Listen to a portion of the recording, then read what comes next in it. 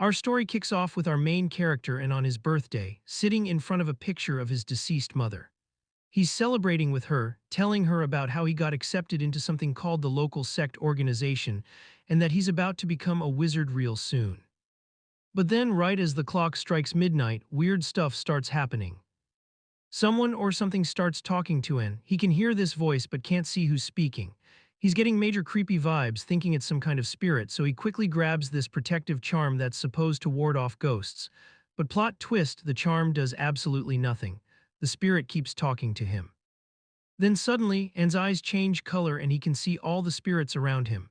Turns out our boy has hidden powers, he can see the spirit world.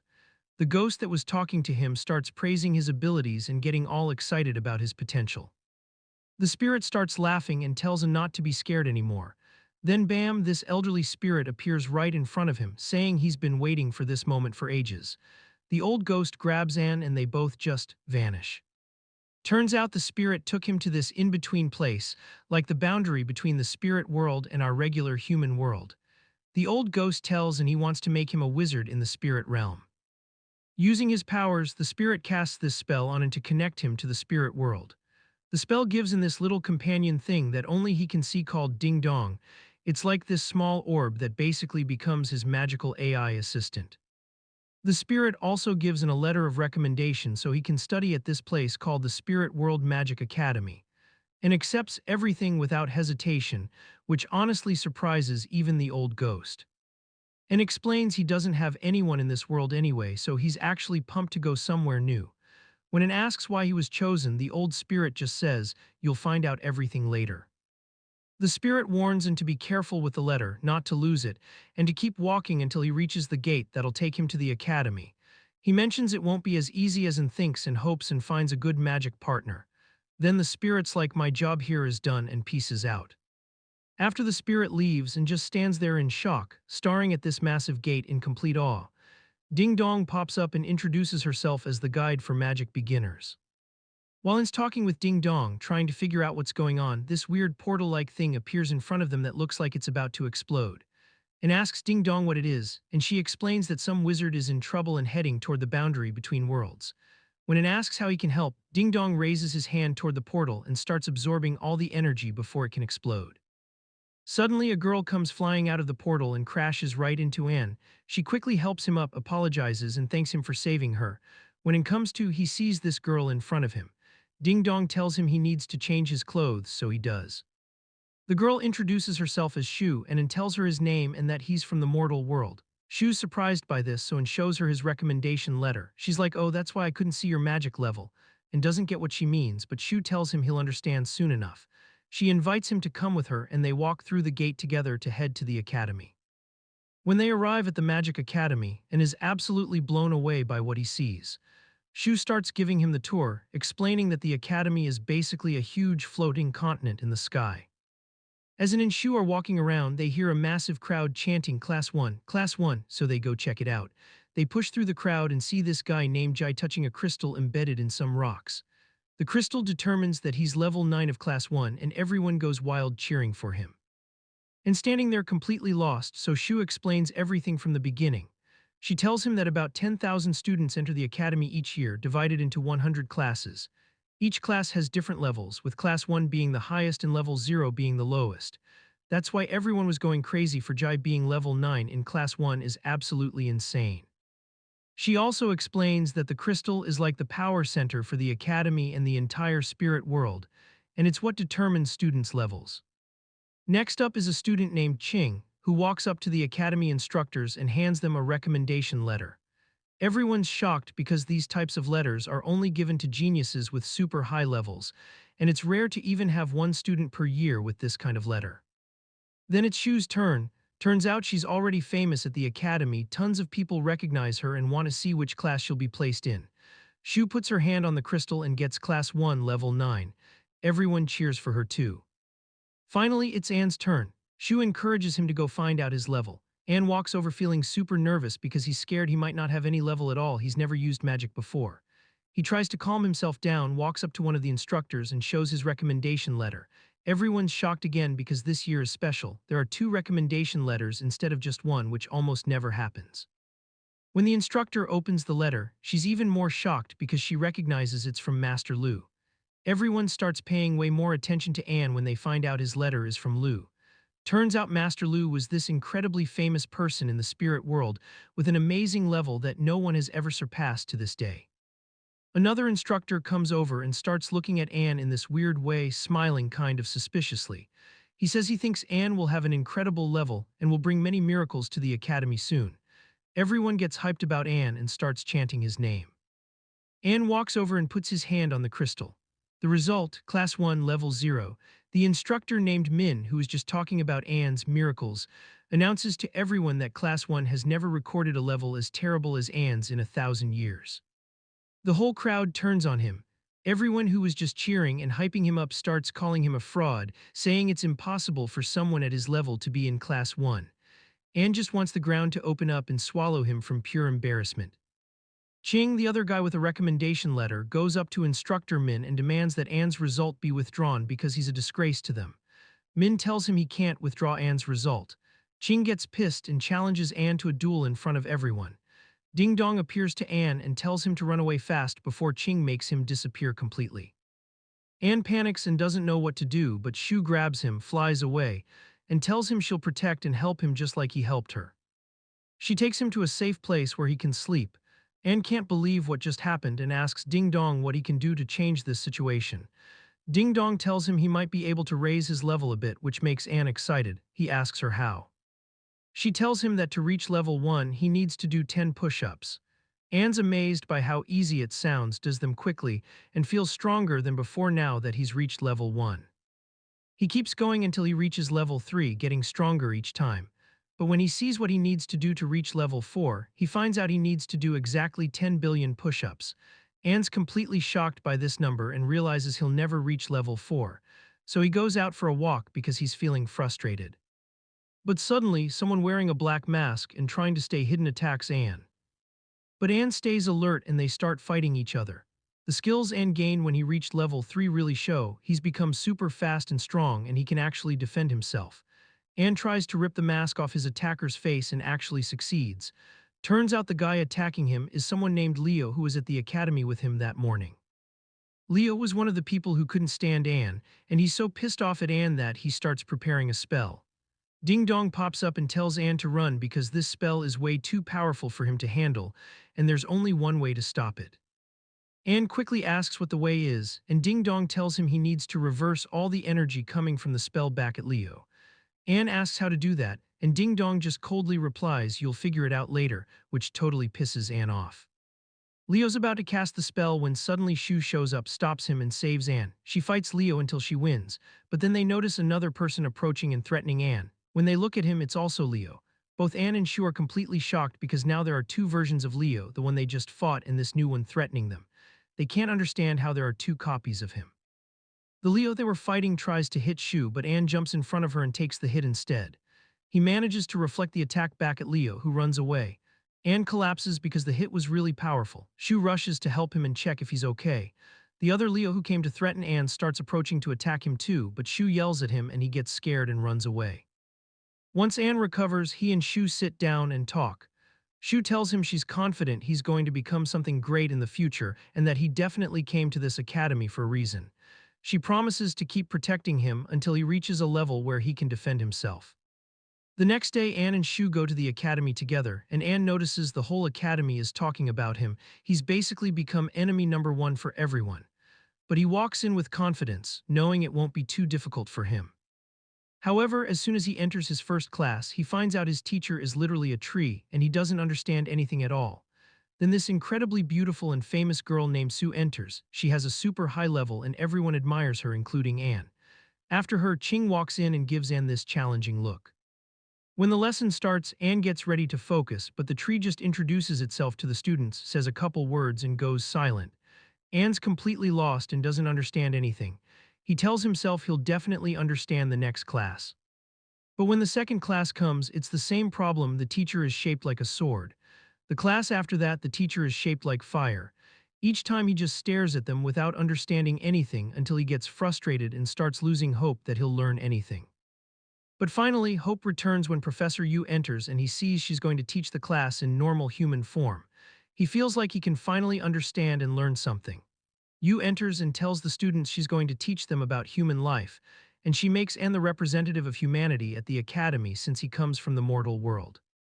She pulls out a bunch of phones and distributes them to the students, telling them to just play on their phones for the entire lecture. She sits in her chair with her phone, not paying attention to anyone. Anne gets frustrated and tells Yu they should at least study something else related to the mortal world, like history or science. Yu tells him that's super boring and he should just chill out and play on his phone quietly. After the lecture ends, another teacher comes in named Min who's going to teach them something called number science. Anne starts focusing again when he hears the word science, because he thinks he's finally going to learn and understand something. But he finds out that Min tells them he's going to count from 1 to 3. Everyone should fall asleep and memorize everything they dream about so they can record and analyze it when they wake up. Min counts to 3 and everyone falls asleep. When Anne tries to resist because he doesn't want to sleep, Min comes over and tells him he has a big secret for him, and he should get ready for when he wakes up because there's a lot of blood waiting. Anne can't resist anymore and falls asleep. Anne wakes up to Shu's voice and sees that Professor Yu is back. He thinks he's in that boring human life lecture again, but Shu tells him this lecture is actually about magical life, and she tells Anne to focus because this one is easy and he can actually understand it. She also whispers to him so no one else can hear that Professor Yu is going to hold a competition, like a battle between pairs of students to show their skills in front of everyone. She tells him they need to be paired against each other. Anne's confused and asks why, so Shu explains she definitely doesn't want him competing against the others because their levels are way higher and they'll seriously hurt him. Just then, Professor Yu interrupts their conversation and asks Qing to start the battle, choosing Anne as his opponent. Anne gets scared and nervous, remembering Min's words about there being a lot of blood waiting when he wakes up. He realizes Min was talking about this battle. Shu jumps in and asks Professor Yu to let her face Qing instead of Anne, but Yu refuses and tells Anne to get ready for battle. Anne tries to reassure Shu, who's worried about him, telling her he'll be fine. He's about to go down and face Qing, but Shu stops him and rushes at Qing, attacking him with all her strength. Qing blocks her and it's obvious he's stronger than her. Qing tells Shu to stop what she's doing because the battle is with Anne, not her, but Shu doesn't listen and keeps going. So Qing creates an impenetrable barrier around himself. But Shu still doesn't stop, so Qing gets annoyed and tells her he's going to start fighting for real. He's about to cast a spell on her when suddenly Ding Dong appears to Anne and tells him he can fight Qing. She shows him a weak spot in the barrier Qing created around himself and explains to Anne how to break through it. Anne announces to everyone that he accepts the challenge against Qing and wants to fight him. He goes and stands in front of Shu, blocking the spiritual spell with another spell that turns out to be even stronger. Everyone's shocked by what they're seeing and starts asking themselves how this happened. Even Professor Yu is surprised. Then Anne and Qing continue their battle. Anne throws a spell at Qing, but it doesn't hit him and crashes into the barrier instead. Then Qing casts another spell that binds Anne in chains so he can't move. But suddenly Anne breaks the chains easily and breaks the barrier with them. Everyone just stands there shocked by his power. The battle ends with Anne winning, and not only that, he also reaches level 4. Professor Yu goes to Anne happy with his performance and welcomes him to the academy. Then she ends the lecture and leaves. Ding Dong appears to Anne and shows him what he needs to do to reach level 5, including collecting a large number of spirit stones. But Anne doesn't understand what these are or what they mean. Then Qing comes to Anne and admits he's impressed with him and his intelligence, telling him not to hesitate if he needs anything. Anne tells him he needs some of these spirit stones, so Shu looks at Anne embarrassed and tells him he can't just ask people for money. Anne realizes that spirit stones are basically the currency in the spirit world, so he gets really embarrassed and takes back what he said to Qing. But Qing is super nice and gives him a ring worth a lot of money, then leaves. Anne talks to himself, saying with this money he might be able to reach level 7, not just level 5. Then Sue, the beautiful girl everyone loves, comes over and tells Anne he's really strong and asks if they can be friends. Anne can't believe it and agrees without even thinking. A few days later, Ding Dong tells Anne that the academy is holding a competition that all students must participate in called the Survival Battle. She tells him he needs to be in the top 50 to win and get lots of prizes like weapons, magical resources, and other cool stuff. But if he doesn't win, he'll be transformed into a cute girl for a whole year, faced with tears of joy. Anne imagines himself losing and turning into a girl and is absolutely terrified by the idea. So he starts training super hard, gives his spirit stones to Ding Dong and reaches level 7. When he tries testing his strength, he finds he's become way faster and stronger than before. He asks Ding Dong for details about the battle, and she tells him it'll take place in a forest with about 50,000 students participating. Anne gets worried about such a huge number and asks Ding Dong about his ranking among them. She tells him he's ranked 29,000th among the contestants. Anne is shocked by the number and realizes he doesn't stand a chance against everyone else. The next day he meets Shu and talks to her about the battle, but suddenly he runs away from her and goes to Qing, telling him about the battle too. He keeps talking and acting weird and Qing can't understand him either. Finally Qing, Shu, and Su get together and realize that Anne is scared of turning into a girl. They start laughing and making fun of him to the point that when Anne sees them, he can't take it anymore and tells Ding Dong to get ready because they absolutely have to win this battle without a doubt. Anne goes home and asks Ding Dong about the tasks he needs to complete to reach level 8. She tells him he needs to get something called a mountain essence and eat it to boost his power, then challenge and defeat someone at level 9 or higher. When he manages to do all this, not only will his level increase, but his ranking will jump to 4,000 among all the competitors participating in the competition. This would be really good for Anne, so he thinks about Shu since he knows she's at level 9.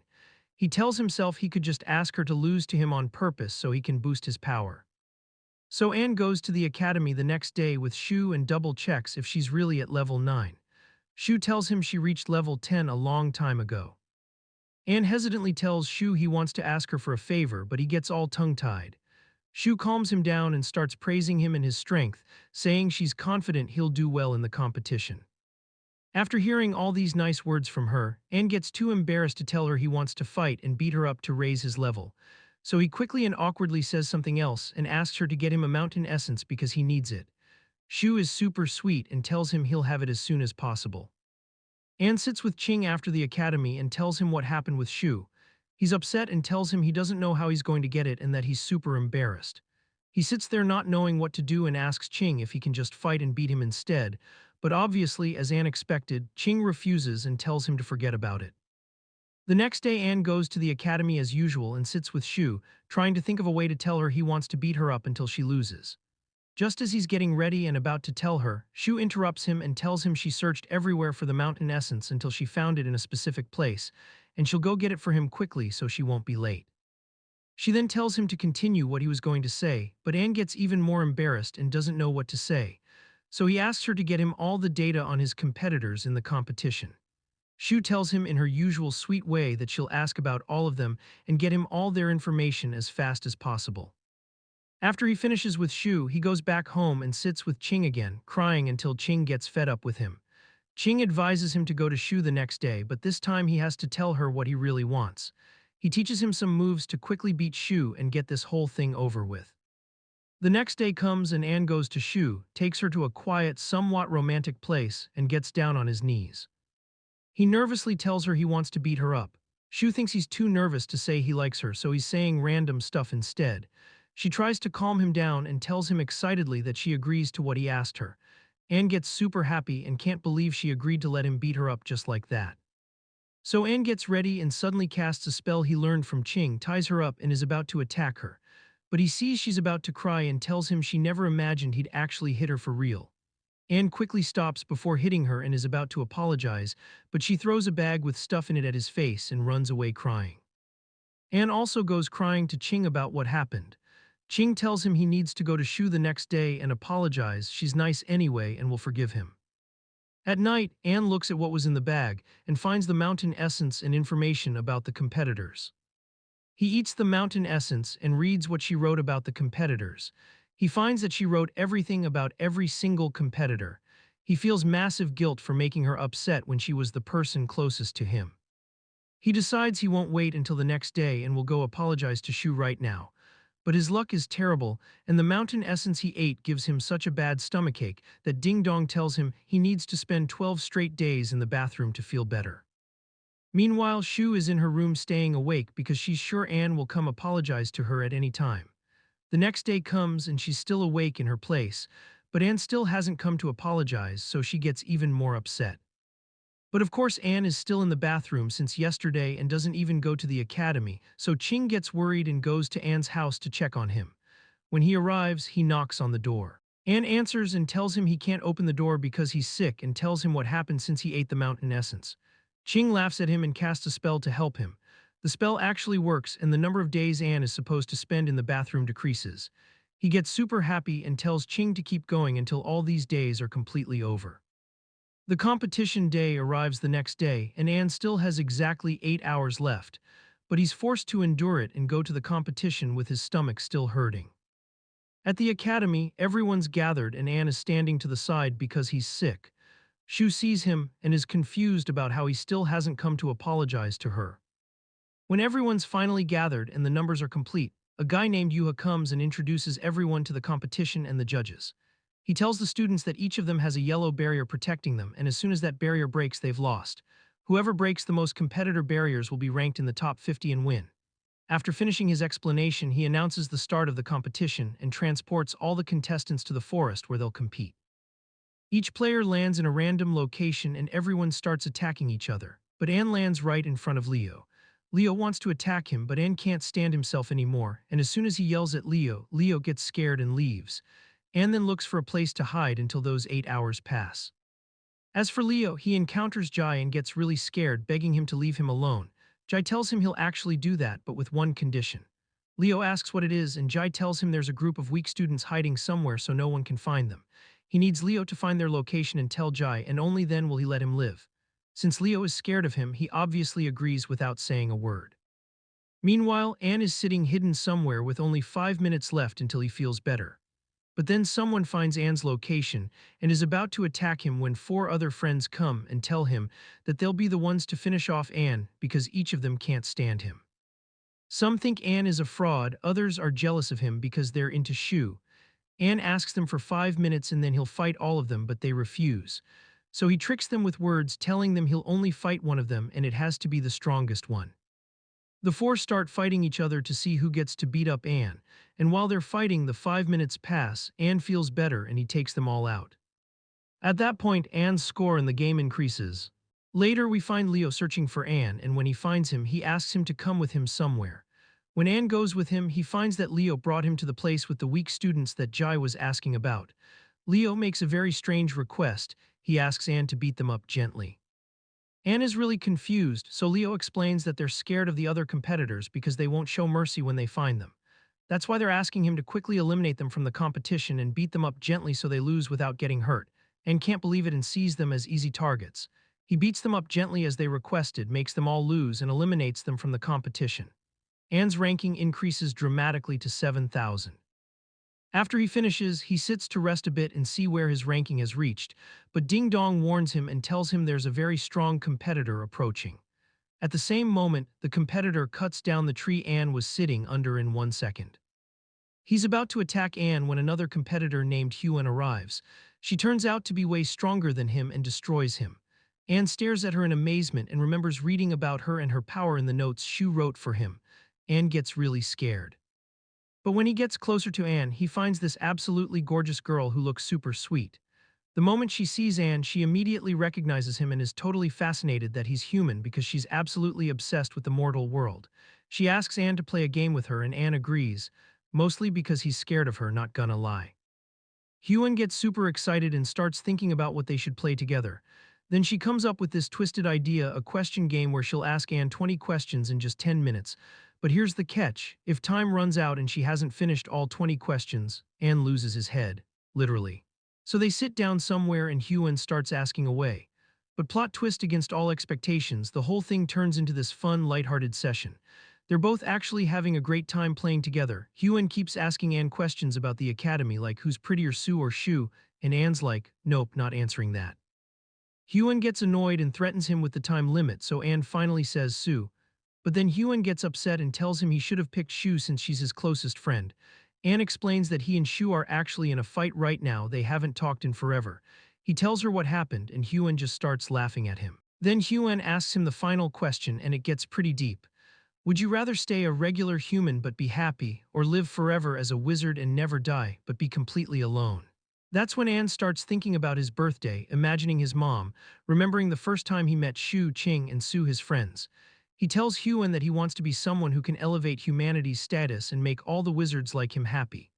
Basically, he wants to make the world a better place for everyone. Huan is amazed by his answer and tells him he won the question game. Anne thinks he can finally leave, but Huan stops him and says they're not done playing yet. They'll keep playing until this boring competition is over. Ding Dong warns Anne that at this rate, he won't make it to the top 50 winners. Anne asks if there's any way he can fix this, and Ding Dong tells him he needs to reach the 9th level. To do that, Anne has to climb to the top of the black rock and absorb its energy. That'll make him stronger, get him to level 9, and then he can escape from Huan and leave. When Anne looks at the black rock that Ding Dong mentioned, he sees it's way up in the sky. He's trying to figure out how to get there when he has a brilliant idea, get Huan to take him there since she can fly. So Anne tricks her, telling her he'll take her somewhere quiet where they can play in peace. He points to the rock, and Huan gets so excited that she immediately flies up there with him. Meanwhile, Shu has cast a tracking spell to find Anne's location. That's when this magical talking dog named Dobby appears behind her. He's known for sticking his nose into everything and knowing stuff nobody else knows. When he sees the tracking spell with Shu, he immediately knows she's monitoring Anne. He tells her the last time he saw them was when Anne was hiding because his stomach hurt. Shu asks about the stomachache because she doesn't understand, so he tells her about Anne being sick. Shu realizes that Anne probably couldn't come apologize to her all this time because he was sick, and she gets happy. Back with Anne, he's reached the top of the rock with Huan and started absorbing its power. But this process will take a whole day. Suddenly, Anne notices Huan talking to someone on the rock named Dao. She's asking him who he is and how he got up there with such a low level. Dao tells her he was just passing by, but before jumping off the rock, he tells Anne that he's been waiting for him for a long time and finally he's here. He says something about with light and earth, karma will end and then disappears. We have no idea what any of that meant. When Anne asks Huan about Dao, we're shocked when Huan tells him there was nobody there the whole time they've been up there. Anne figures he was hallucinating and doesn't worry about what just happened.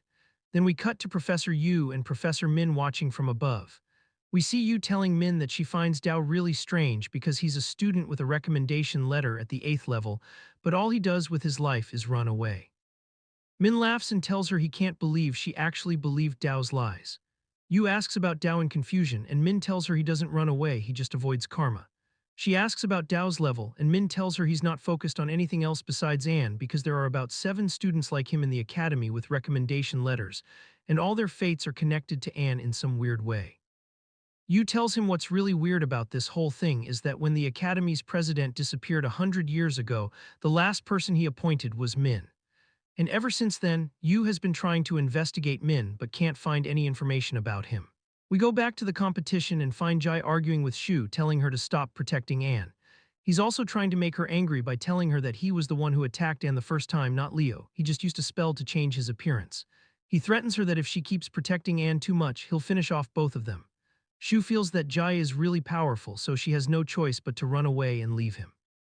Meanwhile, Anne and Huan are just sitting there playing on their phones, competing with each other. Their mood is chill and they look like they completely forgot about the competition. But Ding Dong comes and interrupts Anne to tell him he only has 5 minutes left to absorb energy from the rock. Anne tells her he was supposed to sit there for a whole day. What changed? Ding Dong tells him that because his mood was good earlier, his absorption ability increased, and now he needs to prepare a plan to attack Huan. At that moment, Huan has really grown to love Anne and asks him to be friends forever. She tells him he's her only friend and how lonely she is. This makes Anne feel really bad and he feels guilty toward her. But then Huan sees the energy that Anne absorbed from the rock as yellow light radiating from him. She senses something's wrong and realizes that Anne used her to get here. When she asks him about the energy, Anne can't lie to her. He tells her everything, that he's absorbing this energy right now so he can attack her. She gets really angry and tells him to get ready because they're going to fight. She pulls out her weapon and prepares her spells. At that moment, all the energy Anne absorbed starts bursting out of him uncontrollably, and the energy slams into Huan. Huan gets upset and tells him she never imagined he would actually attack her for real. Anne tries to explain that it was an accident and that he'd changed his mind, he didn't want to hurt her. Huan decides to believe him because she doesn't want to lose her only friend. That's when Anne tells Huan about Ding Dong, how she's the one responsible for him and the one who told him he had to do all this, absorb the rock's energy and attack her. He even tells Huan that Ding Dong made him eat the mountain essence. He pulls it out and puts it in his hand, and he's about to tell her that's what made his stomach hurt, but he doesn't get the chance because she grabs it from his hand and eats it. Her stomach starts hurting really bad, so Anne asks Ding Dong what he can do. Ding Dong tells him he can transfer some of the energy he absorbed to her, and that'll make the pain go away. So Anne does that until Huan feels better. Huan thanks him and gives him a hair tie to wear, telling him it'll let him fly and get down from the rock. Anne gets super excited about being able to fly, but when he looks at the tie, he realizes it's girly, and the best part, to fly he has to look like a girl. But he doesn't have any other choice to get down from the rock, so he puts it on. He says goodbye to Huan, thanks her for the time they spent together, puts on the hair tie and starts flying. He's having the time of his life, totally enjoying himself as he flies around. He's reviewing his ranking with Ding Dong when suddenly bam! This massive energy from a spell hits him so hard it knocks him right out of the sky. When he looks to see who did that, he finds this guy named Wang. Anne knows about him because he read about him in Shu's notes, where Shu wrote that Wang has been the top student in the entire academy for 4 years and is the strongest person there. Now Wang is standing in front of him talking about Dao, the guy Anne thought he was hallucinating about on the rock. Wang tells him that Dao won't be able to escape from him like every other time, that he's been waiting for 4 years, and that if Dao doesn't appear before the 10th lightning strike, he'll eliminate everyone in the academy and kick them all out of the competition. Suddenly, while Anne is watching Wang from a distance, he notices that Shu's tracking spell has turned red, which means Shu is in danger. So he rushes to the location it's showing him. Meanwhile, Jai is still chasing Shu, but this time he's not alone, he brought his friends with him. They surround Dobby and Shu, and Jai starts arguing with her again. He tells her this is the last time he'll tell her to stay away from Anne. Shu gets him angry and annoys him by praising Anne in front of him, accusing Jai of being jealous of Anne because he's stronger, and saying that Jai only hates him because he's scared of him. This actually makes Jai lose it, and he's about to finish her off and eliminate her from the competition. But Anne shows up at just the right moment, and from the sheer force of his entrance, he sends everyone flying, including Jai. Anne grabs Shu and Dobby and moves them away because he sees Wang's lightning strike coming down on them from above. The lightning electrocutes a bunch of people and eliminates them from the competition. Anne, Shu, and Dobby are fine because the hair tie Anne was wearing created a barrier around them, so the lightning didn't reach them. But unfortunately, Wang's lightning was so powerful that it broke the hair tie. Then we get this scene of Dao sitting somewhere and the lightning strike hits him, but it doesn't affect him at all. He says he won't be affected by karma, but we still don't understand what he means. After this powerful lightning strike, we find that most people in the competition have been eliminated and there aren't many left. Jai and some of his friends are still there, so the moment Anne sees them, he takes them out. But when he goes to hit Jai, Shu stops him and tells him that Jai was the one who disguised himself as Leo and attacked him. Anne reassures him and tells him not to be scared. Jai believes him, but then, wham, gets a punch to the face that sends him flying. After Anne beats Jai and eliminates him from the competition, his level goes up and he reaches the 9th level. Then he goes to Shu to apologize and tells her everything that happened and why he couldn't come apologize from the beginning, why he was late. Meanwhile, Wang is still waiting for Dao to show up, and when he doesn't find him, he prepares a spell to eliminate everyone still left in the competition. But that's when Su and Qing come to stop him. Su blocks the spell while Anne and Shu, bless them, watch from a distance and cheer on their friends. But Wang is incredibly powerful and they can't handle him. He eliminates Su from the competition. So Qing asks everyone still left to raise their hands to the sky and give him energy so he can beat Wang. Everyone does it and gives him spiritual energy, but we find that even all of this isn't enough. Wang manages to beat Qing and eliminate him from the competition too. From all the energy that came out of Qing when he was eliminated, the energy reflects and echoes back, heading toward Anne and Shu. Anne tries to prepare himself to block it, but then he finds that Dao has come and stood in front of him. The moment Dao touches the energy with his finger, it disappears and scatters. Then Dao looks at Anne and asks him if he learned that move, the finger technique. After that, Dao tells Anne to get ready because next time, Anne will be the one looking for him, and then he disappears. Ding Dong appears and tells Anne that there's nobody left except him, Shu, and Wang. She says that at this point, his chances of making it and ranking in the top 50 are extremely difficult, basically impossible. The only solution he has to avoid turning into a girl is to defeat Wang. Anne feels pretty hopeless because for him, it's impossible to beat the strongest person in the entire academy. But he doesn't have any other choice, so he screams at the top of his lungs, challenges Wang, and breaks Shu's barrier to eliminate her from the competition so she won't get hurt. The battle begins and Wang uses all his power, preparing an incredibly strong spell and throwing it toward Anne. Anne creates another spell to block Wang's spell, but Anne's spell breaks in front of it. Wang's spell is still heading toward Anne when Anne remembers Dao asking him if he learned the finger technique. So he does it, he raises his finger toward the spell coming at him. The move works. The spell breaks and reflects back at Wang, breaking Wang's barrier and eliminating him from the competition. Anne wins. Anne's ranking shoots way up. He's not just in the top 50 anymore, he's in second place. Everyone's applauding him and his friends are happy for him, except Jai, who's staring at him with looks full of hatred and jealousy. After the battle, Anne gets a bit tired and has to stay home for a full 10 days. After he recovers, he finds that he's become super famous. His popularity is heard throughout the entire spiritual world. He gets tons of gifts from the academy because he won the competition, and he's absolutely loving his new life. Also, after he returns to the academy, his professors choose him, Shu, and Qing to go to the mortal world. This is something that happens once every year where all the professors get together and choose 3 students to go to the mortal world because they have responsibilities there that they'll learn about once they arrive. The professors also make Anne the leader of his friends Shu and Qing for the trip they'll take to the mortal world.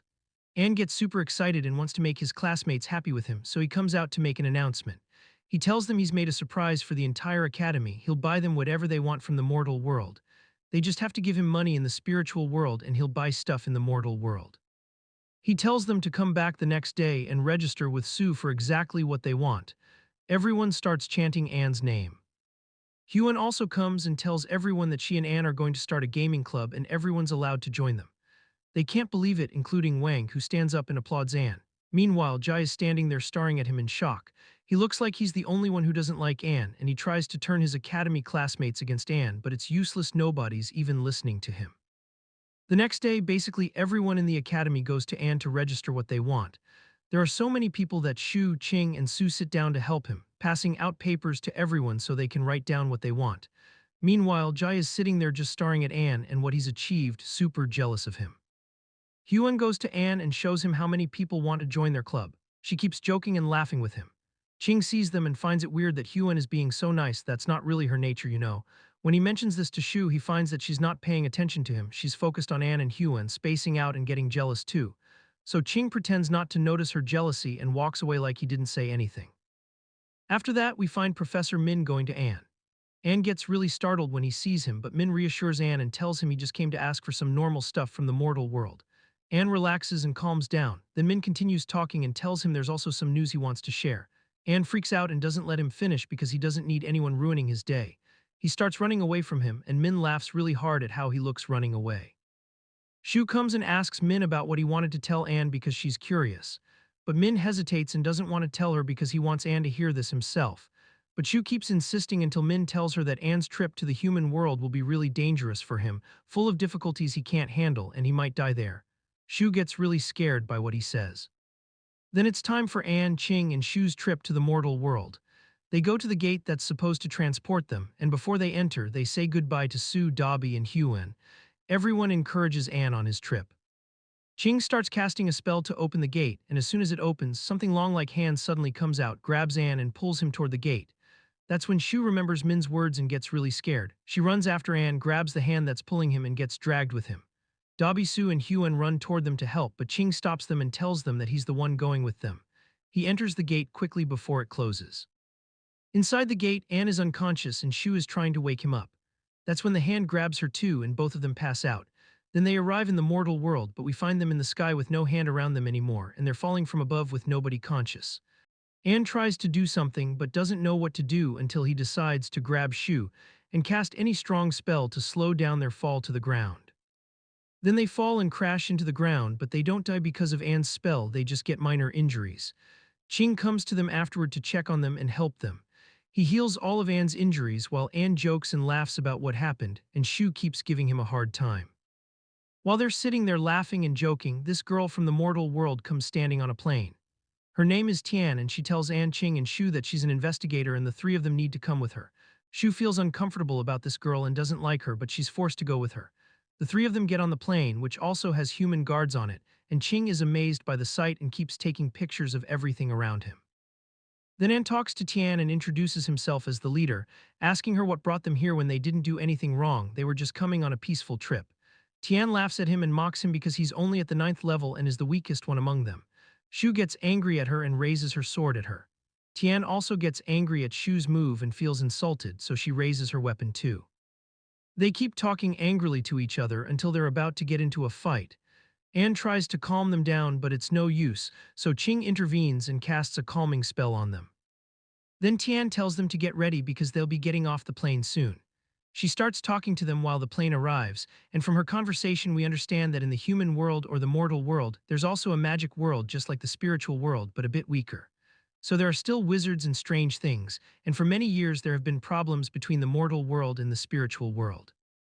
The mortal world doesn't like the spiritual world because the spiritual world makes them feel like they're inferior to them. Then the plane arrives and opens up in this massive underground headquarters. They all get out and stare at the place in amazement. There are other people in the place, including someone named Yuan who's the head of the Wizard Alliance in the human world. The moment Anne sees her, he goes crazy over her because she turns out to be super famous and Anne is one of her biggest fans. Yuan welcomes them, introduces herself to the rest, shows them around the place, and tells them that the reason there are big shots from the top wizards gathered today is that they're going to fight a battle against demon soldiers. Then someone named Shigo, who's also an official in the Wizard Alliance, speaks up and tells Anne, Qing, and Shu that the reason they gathered them at headquarters right now is to send them back to the spiritual world. Anne is really confused and asks them why. Shigo tells him they've been facing difficulties in the human world for a very long time and have always been asking for help from the spiritual world. But the first time they responded, they sent them 3 kids who are still in academy and don't understand anything. They tell Anne to deliver a message to the spiritual world telling them not to send their students to the human world anymore, and that any problems that happen, the human world wizards should be the ones to solve them. That's when Shu tells Anne and Qing that they should actually go back and that she's not comfortable with what's happening. But a red alert comes on in the place saying that the Blood Clan is about to attack the location, and they need to send forces to fight them as quickly as possible.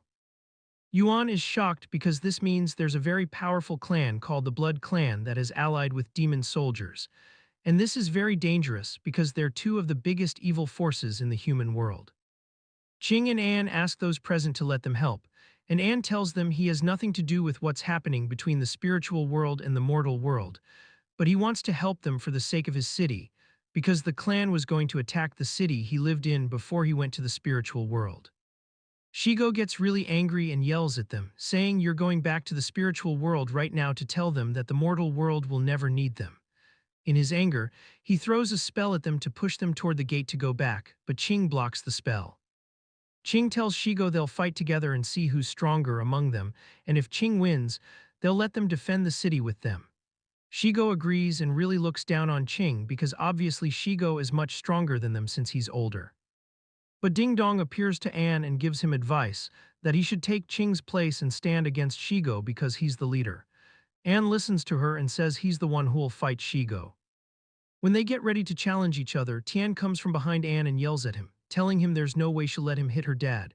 She starts hitting Anne and fighting with him while her dad laughs because Anne can't beat her at first. But within seconds we find that Anne is in control, blocking all her attacks with ease, and Shu is really happy and gloating over Tian. That's when Tian gets angry and throws her strongest spell at Anne, but Anne easily blocks it too and reflects it back at her. He leaves her and goes to continue with Shigo, her father. He uses the emotion spell and makes Shigo remember old memories and cry so he can attack him without Shigo resisting. That's when Yuan stops him from hitting him and tells him he's already won, saying she can't believe he has this kind of power. Anne tells her that this means they can fight with them.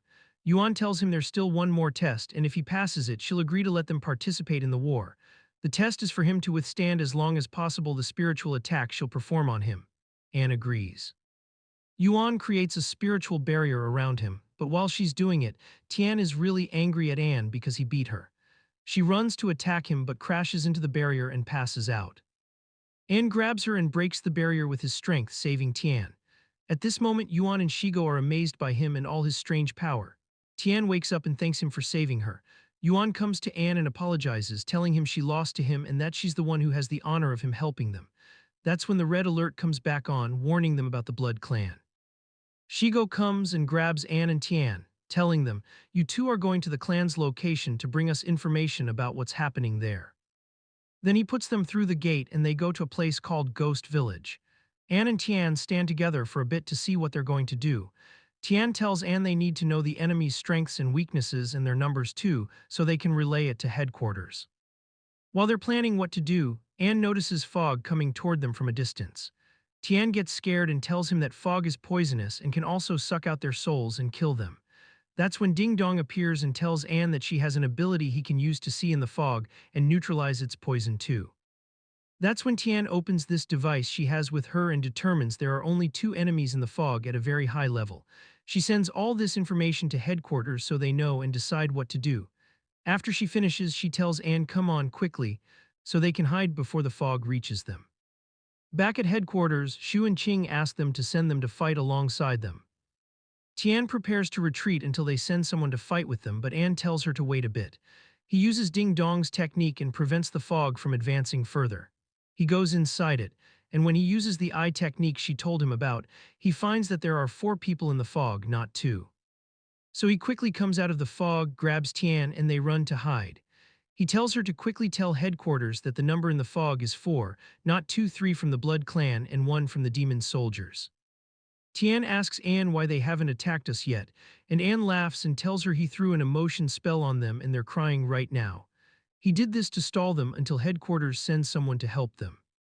We go back to headquarters where they send 2 other really powerful people, but Shu doesn't agree, she wants to go with them to Anne.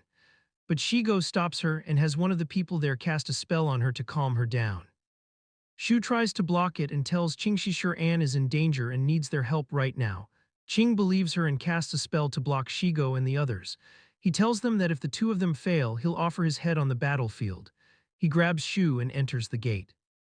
Shigo is about to go after them, but Yuan stops him and tells him to let them go. She tells him to come with her to check the other areas, but the red alert comes back on, telling them the enemy is penetrating Area 2. When Yuan tries to get information about the enemy from their devices, they find that the enemy's power is unknown and they can't determine it.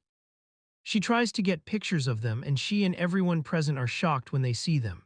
They get really worried and scared because they're seeing a group called the Black Feather, which looks like a group more dangerous than the rest. Yuan asks one of the assistants to send a message to the spiritual world telling them that the Black Feather group has invaded the human world. She asks the rest to prepare and opens the gate for everyone to enter and fight. They'll start with Area 3 because that's where the Black Feather group is.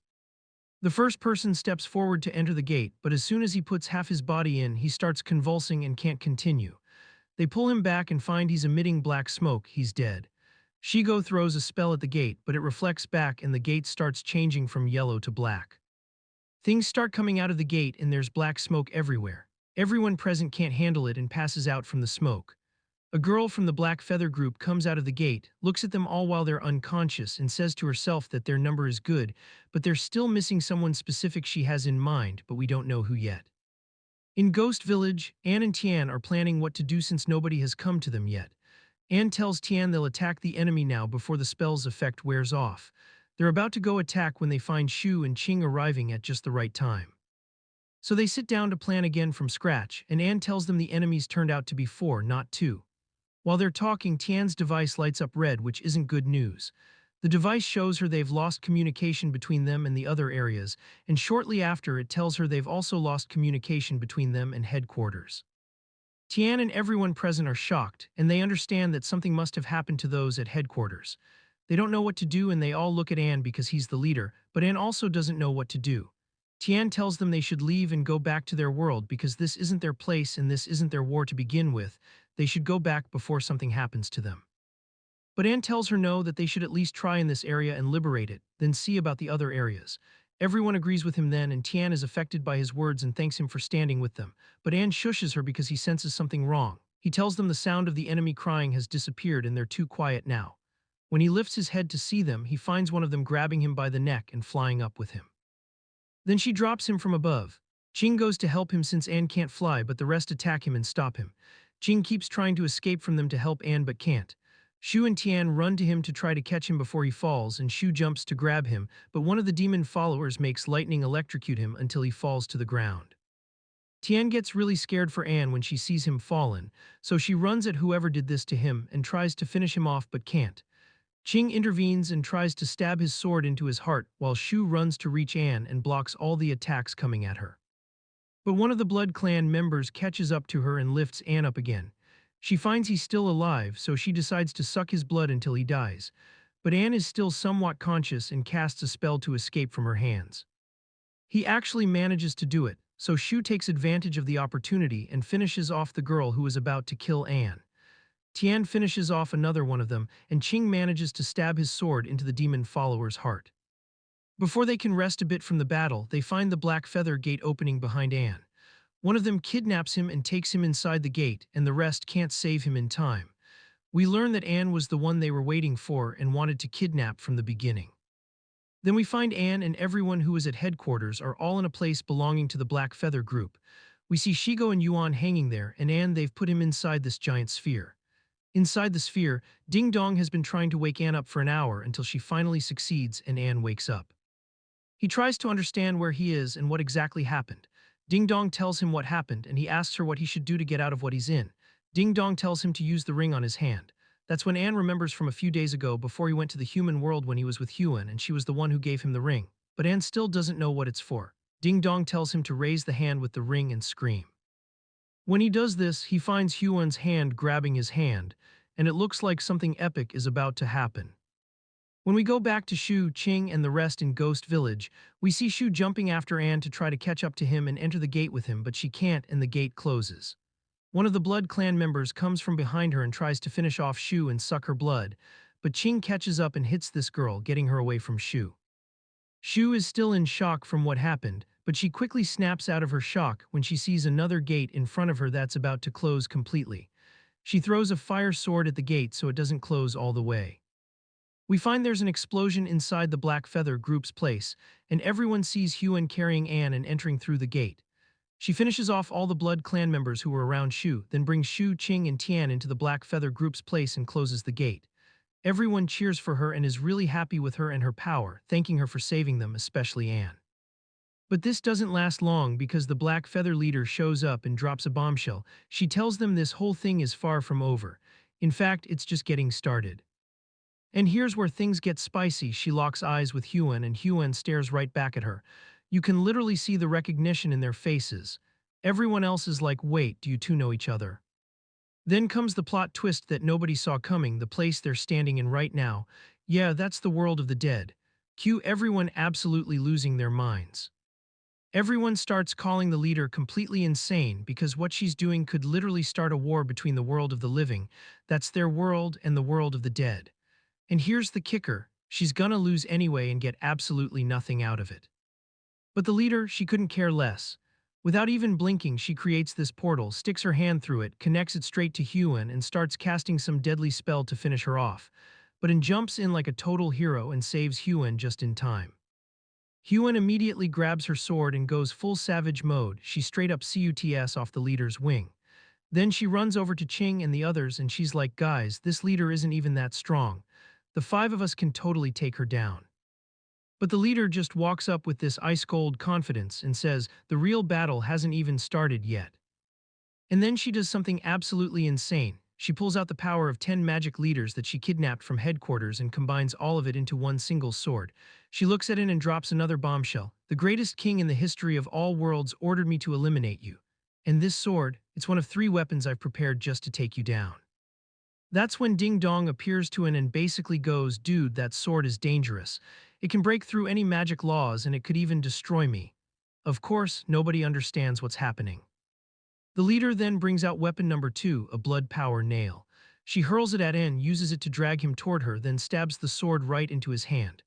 An's hand starts turning black and part of his face too. Qing immediately signals everyone to attack and help An. But then comes weapon number 3, the celestial star disc. This thing literally absorbs all of their magic and power, freezing them in place. The leader puts a drop of her own blood on the disc, making it spin at an absolutely terrifying speed until it surrounds the entire area.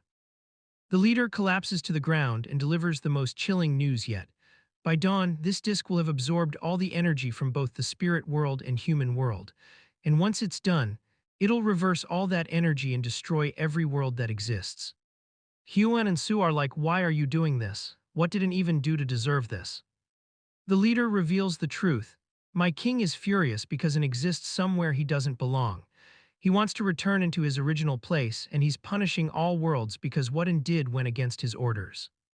Everyone's screaming at her because they still don't understand what exactly and did wrong. Then they all pass out because the disc is literally draining their life energy. And wakes up in this completely strange place and finds Ding Dong in front of him, except she's massive now.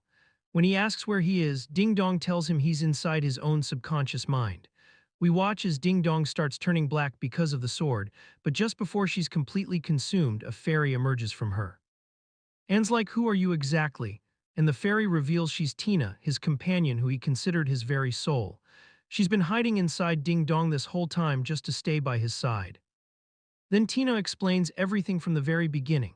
She tells him that in the future a catastrophe will happen that kills him.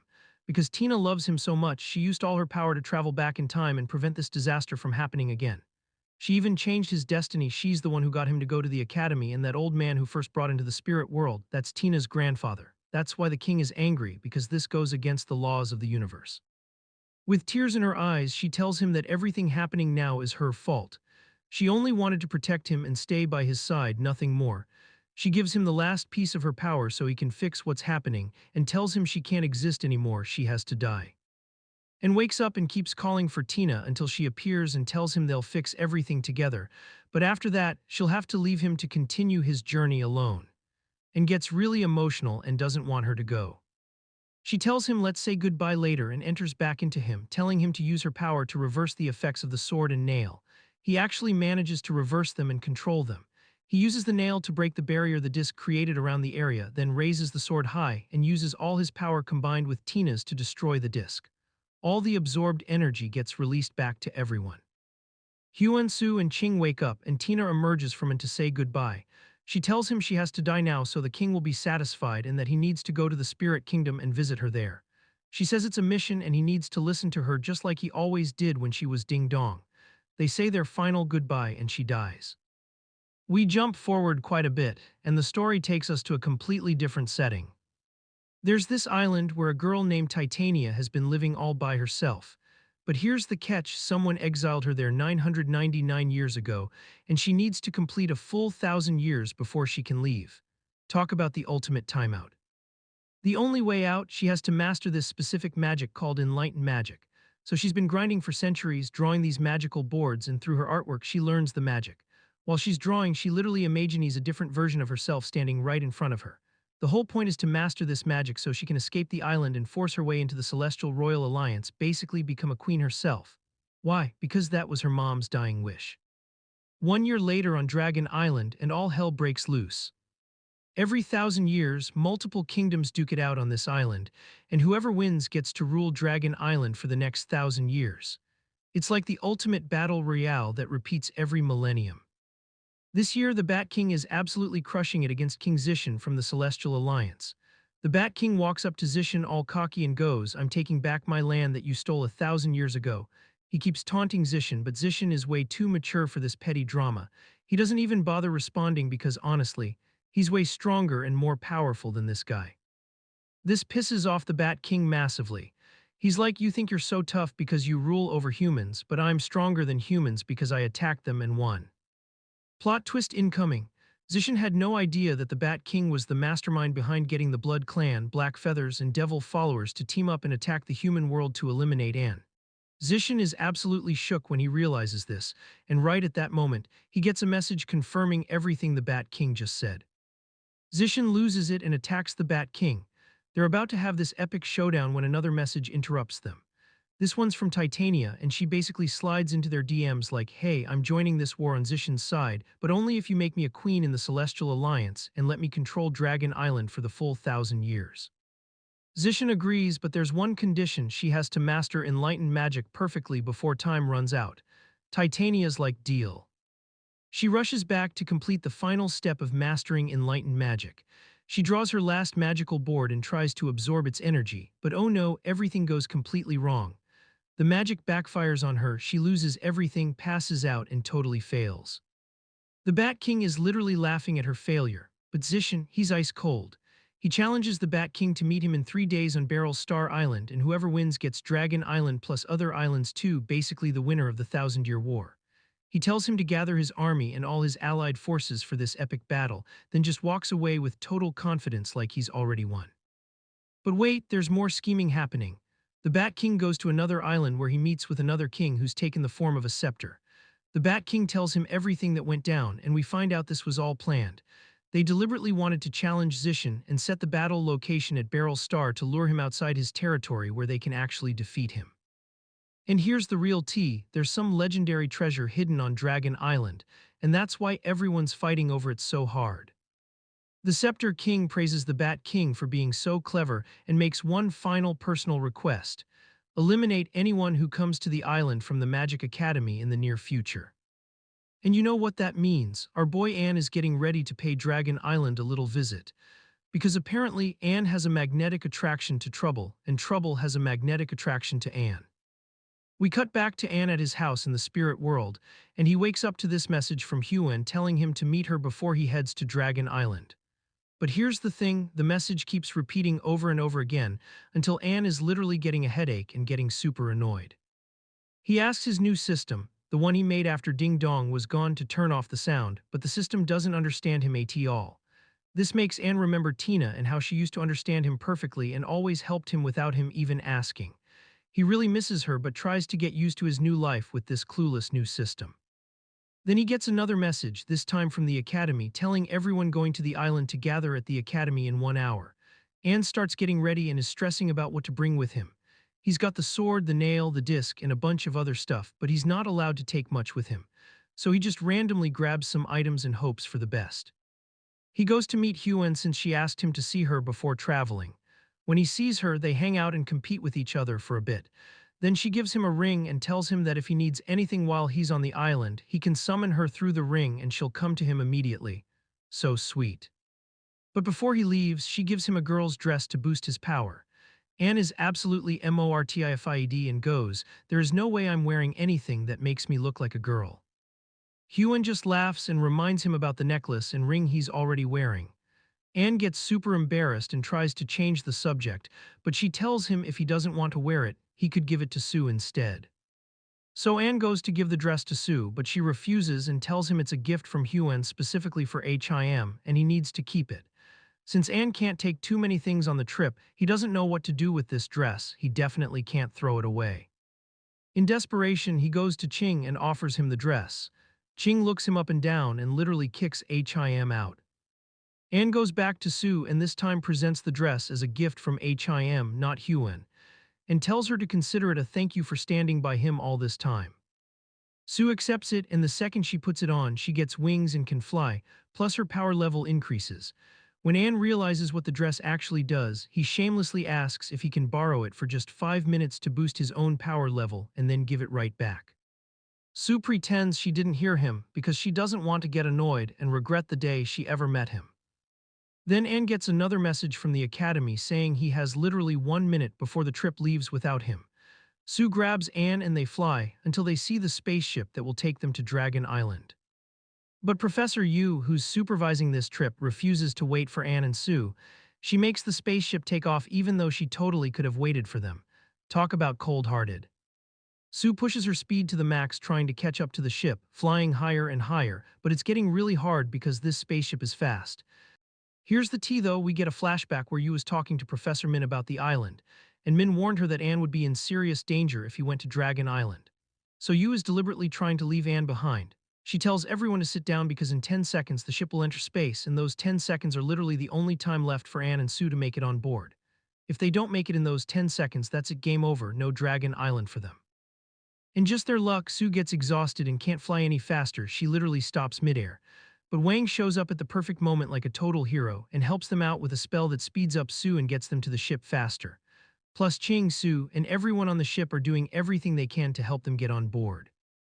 After this intense struggle, with literally 2 seconds left on the clock, Anne and Sue finally make it onto the ship. Everyone's celebrating like crazy, and then the ship blasts off into space because the island is in a completely different galaxy in another world entirely. Professor Yu starts explaining about the island and its history. She tells them they're going at this specific time because there's about to be a war between kings on the island. Then she drops some major lore. 10,000 years ago, a massive star was destroyed and crashed on this island, leaving behind a fragment with incredible power buried somewhere on the island. Ever since then, wars have been fought over this island every 1,000 years. Anne interrupts her and asks the perfect question. If there's really going to be a war, why didn't the Academy let us bring our weapons? We could get caught up in this war at any time. Yu completely dodges his question and changes the subject. She asks Ching to entertain everyone since they're on a trip, so they all start singing and having fun. Meanwhile, on the other side, we see the Bat King preparing his army and making battle plans for the upcoming war. And here's the crucial detail. The Bat King has to find that buried star fragment because that's the only way he can actually rule the island and get the power he needs to win the war. Back to Titania, and here's where things get wild. Remember that girl she used to imagine while drawing? Well, she's real now and actually exists with her. This happened because the last time Titania tried to do magic, it backfired on her, but it also made her imaginary companion come to life. The two of them climb to the top of a mountain on their island, and Titania pulls out her magical paintbrush to cast a spell that lets her see what's happening outside her island and catch glimpses of the future. The first thing she sees is the Bat King's scepter, and she feels this absolutely terrifying power radiating from it. She also sees Dragon Island looking completely burned and destroyed from all the wars that have happened there. Suddenly, the girl with her feels this strange pain the moment they see into the future and spot the Bat King actually on Dragon Island. That's when Titania realizes Zishan is going to lose. The war was supposed to happen on Beryl Star Island, but if the Bat King is on Dragon Island, that means Zishan lost the war and the Bat King took over the island. The girl suggests they warn Zishan so he can prepare better and bring more forces, but Titania tells her there's no point, nobody would believe them anyway. When they try to continue their vision, they see a woman appear before them, and suddenly they get exhausted and can't continue. Titania recognizes this woman and we learn some major backstory. This woman is the one who gave the remaining star fragment to Titania's mother. And get this, that star wasn't just a space rock, it had an entire advanced civilization living inside it. Here's the tragic part. The star's inhabitants became so advanced that all the other world kings got scared that these people might attack them someday. So the Celestial Alliance kings decided to eliminate the star before it could eliminate them. All the kings united and destroyed the entire star in just one day, and basically everyone on the star died except for Titania's mother, because she happened to be traveling outside the star when it was destroyed. When she returned, everything was obliterated, and the Celestial Alliance kings exiled her and refused to let her exist on any of their lands. So she and Titania went to Dragon Island because her mother wanted to find any trace of the star and take it with her. That's where she met this mysterious woman who gave Titania's mother a paintbrush and told her it contained all the power that was once in the star.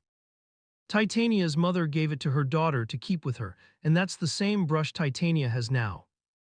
Titania tells the girl that her brush contains incredible power from the star, but she never imagined there was an entire piece of the actual star still buried on the island. She can't even comprehend how powerful it must be, and decides she has to find that fragment before the Bat King does. Cut back to the Academy group getting close to their destination. Professor Yu tells them they'll split into 4 groups for one day, each with a leader. Their mission, kill as many enemies as possible, just for fun. Whichever team gets the highest kill count wins. She makes Su, Ching Su, and Jai the 4 team leaders, but here's the kicker, she doesn't let Anne join any team. She makes him go alone and tells them they'll all meet up the next day in Dewan Village on the island. Yu tells Anne to jump out of the spaceship, but when Anne jumps, he falls because he can't fly yet. He gets frustrated and asks his system what he needs to do to reach the level where he can fly. The system tells him he needs to jump from a high mountain, and when Anne looks around, he sees a mountain in the distance. But when he decides to head toward the mountain, he sees this strange light shooting out of it into the sky, covering the entire area and turning everything red. Back to Titania, who's trying to open a portal to get to Dragon Island using all her power along with the girl. But here's the weird part, Titania gets exhausted and can't continue, while the girl with her is somehow stronger and keeps going, trying to open the portal with their brush. The light from the mountain surrounds the entire island, isolating it and separating the sky from the earth. So now Anne is stuck on the ground while his friends and classmates are trapped on the spaceship in the sky. The Bat King grows to an enormous size, literally reaching the sky, and casts a spell to destroy their spaceship. But Professor Yu intervenes, creating a barrier around the ship to protect the students, and tells them all to get ready because they're heading to Dewan right now. The Bat King then declares himself king of all worlds, and uses his scepter's power to cast a spell that will locate all the treasures and artifacts from the star without him having to search for them personally. The barrier you created around the spaceship gets destroyed by the Bat King's power, and the ship itself gets wrecked too. Everyone falls from it, but you saves them by creating individual barriers around each person until they reach Dawan. When they arrive, they climb to the top of a mountain that reaches the sky and land on it. Yu is absolutely exhausted from all that resistance and asks Qing, Jai Su, and Su to defend themselves and their classmates. The Demon King learns the location of the star artifacts from his scepter, gets super excited, and sends insects from underground to fight in his place, while he goes to the location the scepter revealed to him. And here's the massive plot twist: he heads straight to where Titania is. It turns out the remaining star artifact fragments are actually with Titania.